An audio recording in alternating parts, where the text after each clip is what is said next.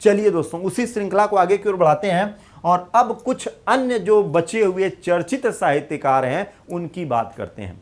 तो दोस्तों सबसे पहले आज हम लोग बात करेंगे बलई चांद मुखोपाध्याय का। इनको दोस्तों अगर देखा जाए तो ये वनफल के नाम से जाने जाते हैं, यानी वनफल इनका उपनाम है।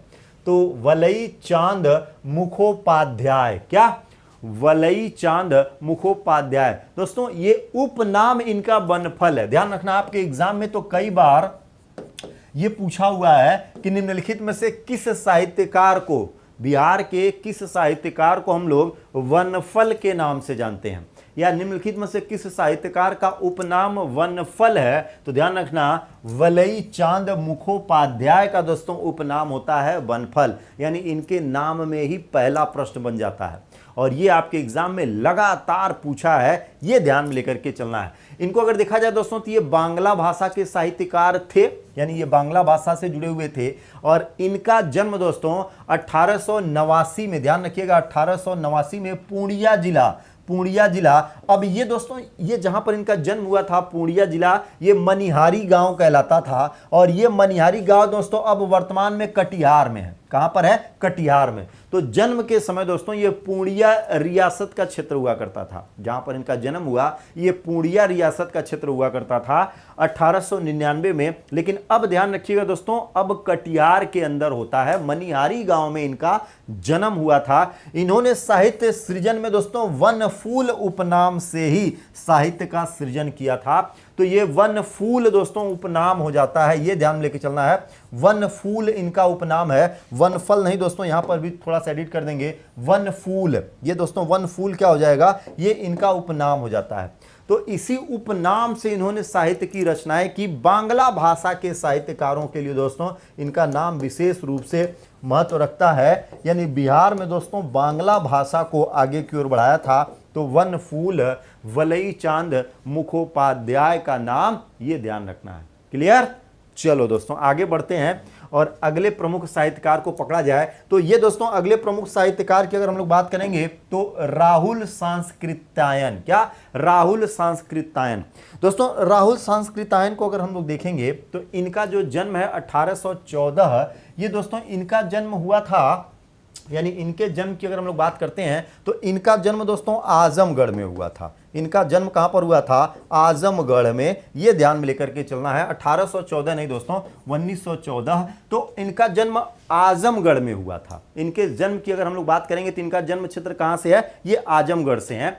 और कर्म क्षेत्र के रूप में दोस्तों इन्होंने चयनित किया हुआ था, यानी बिहार का मामला चयनित किया था, बिहार का मामला। ये 1914 से लेके चलेंगे भाई, ये 1914 कर देंगे, 1800 नहीं, 1914 से 1963 लेकर के यहाँ पे चलना है।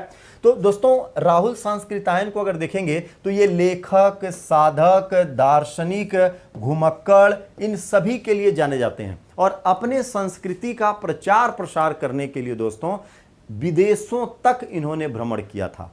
इनकी यात्रा वृत्तांत जो होते हैं, जैसे गंगा से टेम्स या गंगा से दोस्तों मॉस्को रूस तक की यात्रा का इन्होंने एकदम विस्तार से वर्णन किया है। तो अपनी अधतड़ो घुमक्कड़ जिज्ञासा के लिए दोस्तों ये जाने जाते हैं। और बलिया क्षेत्र से होते हुए बिहार के सारण क्षेत्र में अगर आप जाएंगे, जिसको दोस्तों बिहार का छपरा क्षेत्र कहते हैं, छपरा क्षेत्र में इन्होंने बड़े लंबे समय तक निवास किया। और छपरा क्षेत्र में दोस्तों ये लेखन के साथ साथ किसान आंदोलन से भी जुड़े हुए थे। वो क्या थे? किसान आंदोलन से भी जुड़े हुए थे। ये ध्यान रखना आजमगढ़ में दोस्तों इसलिए इनका जन्म क्षेत्र जुड़ जाता है क्योंकि ये स्वतंत्रता 1857 की क्रांति में अगर हम लोग बात करें दोस्तों तो जगदीशपुर के रियासत का जो क्षेत्र था वो आजमगढ़ तक फैला हुआ था। बहरहाल दोस्तों जब उत्तर प्रदेश और बिहार के पुनर्गठन की बात हुई थी तो ये जो आजमगढ़ का क्षेत्र है ये इनके जन्म स्थली के रूप में है। और कर्म भूमि दोस्तों इनका अधिकतर जो है ये छपरा क्षेत्र रहा था, इसलिए ये बिहार में भी निकल करके आते हैं। तो हिंदी, उर्दू, संस्कृत साहित्य के साथ साथ दोस्तों कई भाषाओं में अनेक पुस्तकें लिखी हुई है और किसान आंदोलन में भी इन्होंने महत्वपूर्ण भूमिका निभाई थी। ये ध्यान में लेकर के चलना है, जो हम सभी लोगों के लिए बहुत ही खास है। इसके बाद दोस्तों बात करेंगे जानकी वल्लभ शास्त्री की। किसकी? जानकी वल्लभ शास्त्री की। जानकी वल्लभ शास्त्री को अगर देखा जाए दोस्तों तो इनका जन्म 15 जनवरी 1916 को गया में हुआ था। कहां में? गया में। और इन्होंने दोस्तों भाषा की विविधताओं को अपने अंदर रखा, बिहार में साहित्य को लेकर के, जैसे हिंदी में भी किया। इसके अलावा दोस्तों अंग्रेजी साहित्य को भी आगे की ओर बढ़ाया। इसके अलावा संस्कृत साहित्य में भी जानकी वल्लभ शास्त्री ने हाथ आजमाया। और सबसे मजेदार बात यह रही दोस्तों कि इन्होंने प्राकृत भाषा को भी अपना करके रखा, यानी प्राकृत भाषा में भी इन्होंने साहित्य लेखन किया। तो इन्होंने हिंदी, अंग्रेजी, संस्कृत, प्राकृत, पाली, बांग्ला सभी भाषाओं में दोस्तों इन्होंने लेखन कार्य किया था। और प्रमुख रूप से दोस्तों अगर इनके कुछ चर्चित साहित्यों की हम लोग बात करें तो काकली, इसके अलावा दोस्तों यानी इनके चर्चित साहित्यों की बात करेंगे तो काकली, रूप कुरूप, गया, राधा, मेघ गीत, अवंतिका, संगम, उत्पला दल, श्याम संगीत, धूपावटी, ये सब दोस्तों इनकी चर्चित साहित्यिक रचनाएं हैं। ये ध्यान में लेकर के चलना, जो कि दोस्तों इनसे संबंधित आपके एग्जाम में पूछेगा।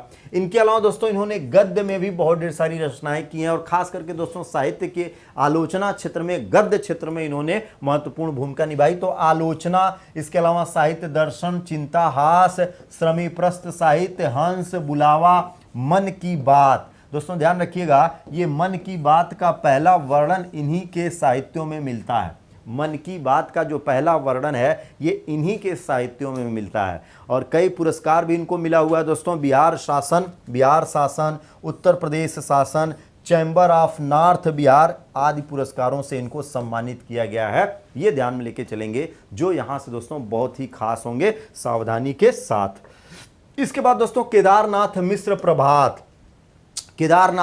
प्रभात को अगर देखा जाए दोस्तों तो भोजपुरी क्षेत्र में दोस्तों इनको महान कवियों के रूप में रखा जाता है। भोजपुरी क्षेत्र को आगे की ओर बढ़ाया था केदारनाथ मिश्रा प्रभात ने। भोजपुरी भूमि की देन महाकवि पंडित केदारनाथ मिश्रा प्रभात छायावादी विचार के दोस्तों ये कवि थे, यानी छायावाद के महान कवियों में इनका नाम दर्ज होता है। इसके अलावा राष्ट्रवादी चेतना में समन्वयवाद का इन्होंने विश्लेषण किया था, उसके समायोजन के लिए जाते हैं। इनकी दोस्तों कुछ चर्चित रचनाएं रही, जैसे कैकेयी, ऋतुवंश। इनके द्वारा दोस्तों 2 प्रसिद्ध महाकाव्य लिखा है इन्होंने। कैकेयी के अनछुए पहलुओं का वर्णन किया है। इसके अलावा दोस्तों ऋतुवंश की बात की है। इनकी जो रचनाएं होती हैं दोस्तों, इनमें अगर देखेंगे तो एक कवि के रूप में एक मौलिक चिंतन को लेकर के ये आगे की ओर बढ़ते हैं। क्या है? एक कवि के रूप में दोस्तों जो मौलिक चिंतन होना चाहिए, समाज के जो अन्य पहलू हैं, जैसे कैकेयी को दोस्तों अगर देखा जाए तो रामायण काल में जब आप कैकेयी का जिक्र करते हैं तो सभी पढ़ते हैं कि भाई कैकेयी के वजह से ही प्रभु श्री राम का वन गमन हुआ और उन्होंने राजा दशरथ से 2 कठोर वचन मांग लिए थे। लेकिन दोस्तों जरा सोचिए, अगर कैकेयी ने वो 2 वचन नहीं मांगे होते तो बाकी सृष्टि में यानी प्रभु श्री राम के अवतरण का यानी जन्म लेने का जो उद्देश्य था वो कैसे पूरा हो पाता। तो कैकेयी ही दोस्तों वो कारण बनी थी जिसके वजह से पूरी सृष्टि का कल्याण हो पाया। और प्रभु श्री राम जो कि दोस्तों तो प्रभु श्री राम के वास्तविक शक्ति से भी हम सभी परिचित होते हैं, ये सब माता कैकेयी की ही देन है। इसीलिए दोस्तों आप देखेंगे कि जीवन भर रामचरितमानस हो या रामायण में कहीं पर भी दोस्तों जब राम और कैकेयी की बात आती है तो राम कैकेयी को सबसे ऊपर रखते हैं। क्या है? कैकेयी को सबसे ऊपर रखते हैं। लेकिन समाज में दोस्तों क्या बनी कैकेयी को लेकर के धारणा कि बस इसी की वजह से राम जी बन चले गए। अरे भाई, कैकेयी की वजह से ही तो राम का पूरा आदर्श आपके सामने निकल करके आया है। तो इसलिए दोस्तों कैकेयी के बारे में एक अलग से चिंतन इन्होंने प्रस्तुत किया। इसीलिए कहा जाता है एक मौलिक चिंतक और कवि के रूप में प्रतिस्थापित करती हैं इनकी दोस्तों सोच। ये ध्यान में लेकर के चलना है, जो कि बहुत ही मजेदार तरीके से ये व्यक्त करते हैं। इनके द्वारा रचित ज्वाला 1929 में सशस्त्र क्रांति के गीतों का एक संग्रह था। आज़ादी के दौरान इन्होंने लिखा था, हालांकि अंग्रेजों ने उसको जब्त कर लिया था।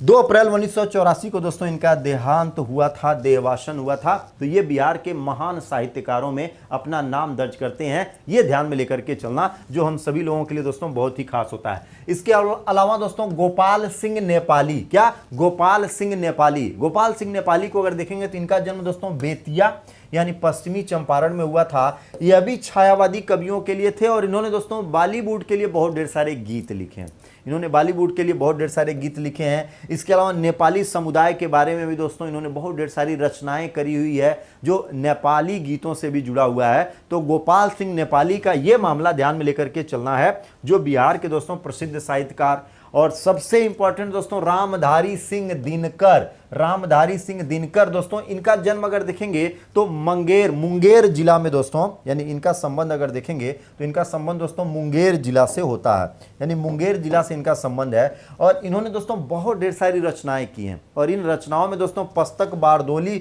विजय 1928 से इन्होंने शुरुआत करी, और आगे चल करके दोस्तों इन्होंने साहित्य जगत में बहुत ढेर सारी रचनाएं दी हैं, जिसमें दोस्तों इनकी प्रमुख पुस्तकों की अगर हम लोग बात करते हैं, यानी इनकी प्रमुख पुस्तकों की अगर हम लोग चर्चा करें कौन कौन सा लेखन किया, तो प्रणभंग, रेणुका, द्वंद्व गीत, हुंकार, रसवंती, चक्रवात, धूप छांव, कुरुक्षेत्र, रश्मि रथी, सामधेनी, नील कुसुम, सीपी, शंख, उर्वशी, परशुराम, ये सब दोस्तों इनकी बहुत ही चर्चित रचनाएं हैं।